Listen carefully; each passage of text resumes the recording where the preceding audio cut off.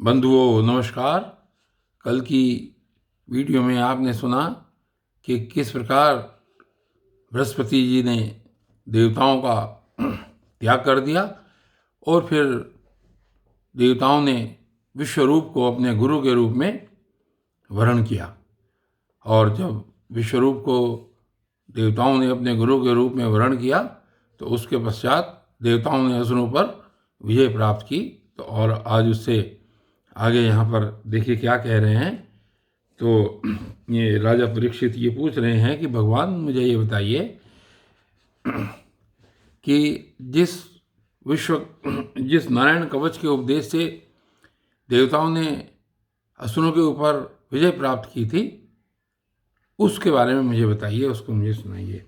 तो आज यहाँ पर राजा परीक्षित ने पूछा कि भगवान, देवराज इंद्र ने जिससे सुरक्षित होकर शत्रुओं की चतुरंगिणी सेना को खेल खेल में अनायास जीत कर त्रिलोकी की राज लक्ष्मी का उपभोग किया, आप उस नारायण कवच को मुझे सुनाइए और यह भी बतलाइए कि उन्होंने उससे सुरक्षित होकर रणभूमि में किस प्रकार आक्रमणकारी शत्रुओं पर विजय प्राप्त की। श्री सुखदेव जी ने कहा, परीक्षित, जब देवताओं ने विश्वरूप को पुरोहित बना लिया तब देवराज इंद्र के प्रश्न करने पर विश्वरूप ने उन्हें नारायण कवच का उपदेश किया। तुम एकाग्रचित होकर उसका श्रवण करो। विश्वरूप ने कहा, देवराज इंद्र, भय का अवसर उपस्थित होने पर नारायण कवच धारण करके अपने शरीर की रक्षा कर लेनी चाहिए। उसकी विधि यह है कि पहले हाथ पैर धोकर आचमन करे, फिर हाथ में कुश की पवित्री धारण करके उत्तर मुंह बैठ जाए। इसके बाद कवच धारण पर्यंत और कुछ न बोलने का निश्चय करके पवित्रता से ओम नमो नारायणाय और ओम नमो भगवते वासुदेवाय इन मंत्रों के द्वारा हृदयादि अगन्यास तथा अंगुष्ठादि करन्यास करे। पहले ओम नमो नारायणाय इस अष्टाक्षर मंत्र के ओम आदि 8 अक्षरों का क्रमशः पैरों, घुटनों, जांघों, पेट, हृदय, वक्षस्थल, मुख और सिर में न्यास करे, अथवा पूर्वोक्त मंत्र के मकार से लेकर ओमकार पर्यंत 8 अक्षरों का शिर से आरंभ करके उन्हीं 8 अंगों में विपरीत क्रम से न्यास करे। तदनंतर ओम नमो भगवते वासुदेवाय इस द्वादशाक्षर के मंत्र के ओम आदि 12 अक्षरों का दाईं तर्जनी से बाईं तर्जनी तक दोनों हाथ की 8 उंगलियों और दोनों अंगूठों की 2-2 गांठों में न्यास करे। फिर ओम विष्णुवे नमः इस मंत्र के पहले अक्षर ओम का हृदय में वी का, ब्रह्मरंध्र में श का, भों के बीच में अणय का, चोटी में वे का, दोनों नेत्रों में नय का, शरीर की सब गांठों में न्यास करे। तदनंतर ओम मह अस्त्राय फट कहकर दिग्बंध करे। इस प्रकार न्यास करने से इस विधि को जानने वाला पुरुष मंत्र स्वरूप हो जाता है। इसके बाद समग्र ऐश्वर्य, धर्म, यश, लक्ष्मी, ज्ञान और वैराग्य से परिपूर्ण इष्ट देव भगवान का ध्यान करे और अपने को भी तद्रूप ही चिंतन करे। तत्पश्चात विद्या, तेज और तपह स्वरूप इस कवच का पाठ करे। भगवान श्री हरि गरुड़ जी की पीठ पर अपने चरण कमल रखे हुए हैं। अणिमादि 8 सिद्धियां उनकी सेवा कर रही हैं। 8 हाथों में शंख, चक्र, ढाल, तलवार, गदा, बाण, धनुष और पाश यानी कि फंदा धारण किए हुए हैं। वही ओंकार स्वरूप प्रभु सब प्रकार से सब ओर से मेरी रक्षा करें। मत्स्य मूर्ति भगवान जल के भीतर जल जंतुओं से और वरुण के पास से मेरी रक्षा करें। माया से ब्रह्मचारी का रूप धारण करने वाले वामन भगवान स्थल पर और विश्वरूप श्री त्रिविक्रम भगवान आकाश में मेरी रक्षा करें। जिनके घोर अट्ठास से सब दिशाएं गूंज उठी थी और गर्भवती दैत्य पत्नियों के गर्भ गिर गए थे, वे दैत्य यूथ पतियों के शत्रु भगवान नृसिंह किले, जंगल, रणभूमि आदि विकट स्थानों में मेरी रक्षा करें। अपनी दाढ़ों पर पृथ्वी को धारण करने वाले यज्ञ मूर्ति वराह भगवान मार्ग में परशुराम जी की पर्वतों के शिखरों पर और लक्ष्मण जी के सहित भरत के बड़े भाई भगवान रामचंद्र प्रवास के समय मेरी रक्षा करें। भगवान नारायण, मारण, मोहन आदि भयंकर अभिचारों और सब प्रकार के प्रमादों से मेरी रक्षा करें। ऋषि श्रेष्ठ नर गर्भ से योगेश्वर भगवान दत्तात्रेय योग के विघ्नों से और त्रिगुणाधिपति भगवान कपिल कर्म बंधनों से मेरी रक्षा करें। परम ऋषि सनत कुमार कामदेव से हयग्रीव भगवान मार्ग में चलते समय देव मूर्तियों का नमस्कार आदि न करने के अपराध से और देव ऋषि नारद सेवा अपराधों से और भगवान कच्छप सब प्रकार के नरकों से मेरी रक्षा करें। अब यहाँ पर जो सेवा अपराध हैं वो 32 प्रकार के माने गए हैं, जो देवर्षि नारद से कहा है कि भाई ये सेवा अपराधों से मेरी रक्षा करें। तो जो 32 प्रकार के सेवा अपराध हैं वो कौन कौन से हैं वो भी आप यहाँ पर सुनिए।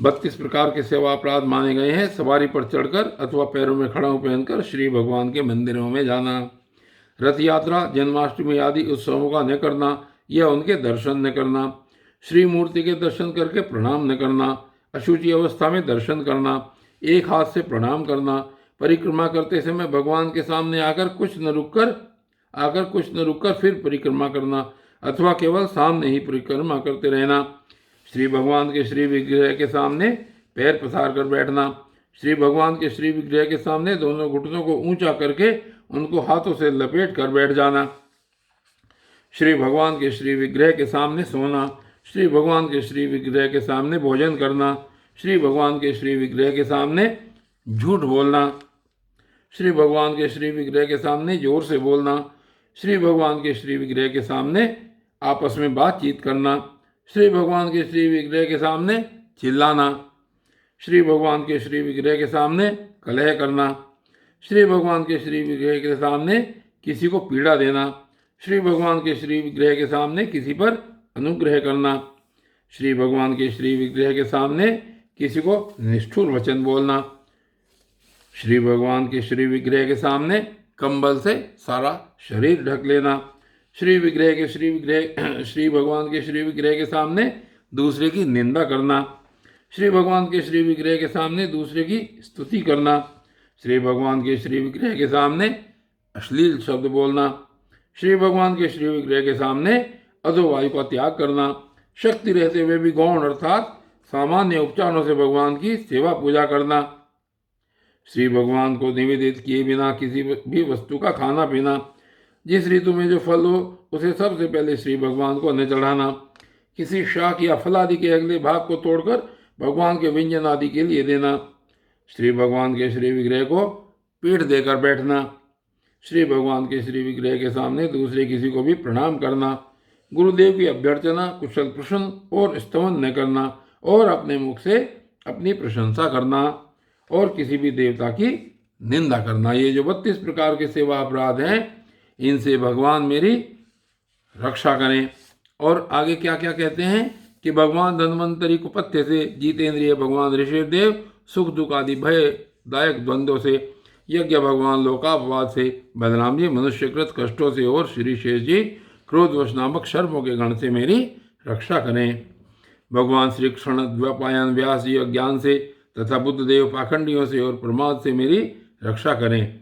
धर्म रक्षा के लिए महान अवतार धारण करने वाले भगवान कल की पाप बहुल कली काल के दोषों से मेरी रक्षा करें। प्रातःकाल भगवान केशव अपनी गदा लेकर कुछ दिन चढ़ाने पर, भगवान गोविंद अपनी बांसुरी लेकर दोपहर के पहले, भगवान नारायण अपनी तीक्ष्ण शक्ति लेकर और दोपहर को भगवान विष्णु चक्रराज सुदर्शन लेकर मेरी रक्षा करें। तीसरे पहर में भगवान मधुसूदन अपना प्रचंड धनुष लेकर मेरी रक्षा करें। सायंकाल में ब्रह्मा आदि त्रिमूर्तिधारी माधव, सूर्यास्त के बाद ऋषिकेश, अर्धरात्रि के पूर्व तथा अर्धरात्रि के समय अकेले भगवान पद्मनाभ मेरी रक्षा करें।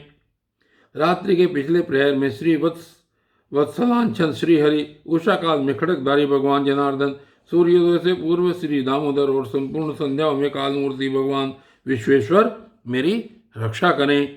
सुदर्शन आपका चक्र या रथ के पहिए की तरह है। आपके किनारे का भाग प्रलयकालीन अग्नि के समान अत्यंत तीव्र है। आप भगवान की प्रेरणा से सब ओर घूमते रहते हैं। जैसे आग वायु की सहायता से सूखे घास फूस को जला डालती है, वैसे ही आप हमारी शत्रु सेना को शीघ्र से शीघ्र जला दीजिए। कौमोद की गदा, आपसे छूटने वाली चिंगारियों का स्पर्श वज्र के समान असह्य है।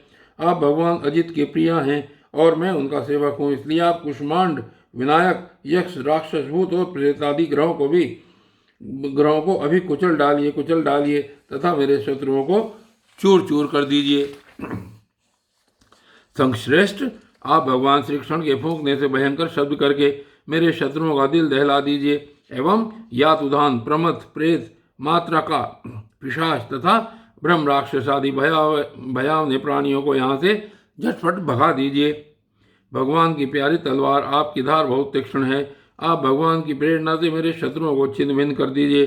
भगवान की प्यारी ढाल आप में सैकड़ों चंद्राकार मंडल हैं। आप पाप दृष्टि पापात्म शत्रुओं की आंखें बंद कर दीजिए और उन्हें सदा के लिए अंधा बना दीजिए।